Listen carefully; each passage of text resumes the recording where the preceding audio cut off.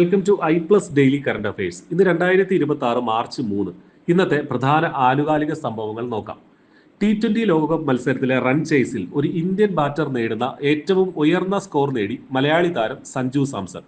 കൊൽക്കത്തയിലെ ഈഡൻ ഗാർഡൻസിൽ വെസ്റ്റ് ഇൻഡീസിനെതിരായ മത്സരത്തിൽ 50 പന്തിൽ 97 റൺസ് നേടിയാണ് സഞ്ജുവിന്റെ നേട്ടം.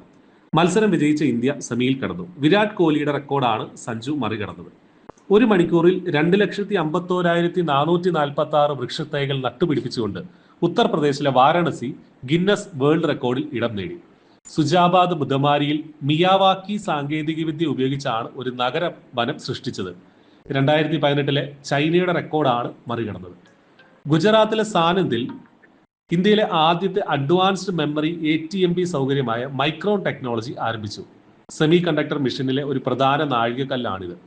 50,000 ചതുരശ്ര അടിയുള്ള ലോകത്തിലെ ഏറ്റവും വലിയ സെമി കണ്ടക്ടർ ക്ലീൻ റൂമാണ് മൈക്രോൺ ടെക്നോളജിയുടെ സവിശേഷത. ഡെയിലി കറണ്ട് അഫയേഴ്സ് ലഭിക്കാൻ ഇപ്പോൾ തന്നെ ചാനൽ സബ്സ്ക്രൈബ് ചെയ്യും.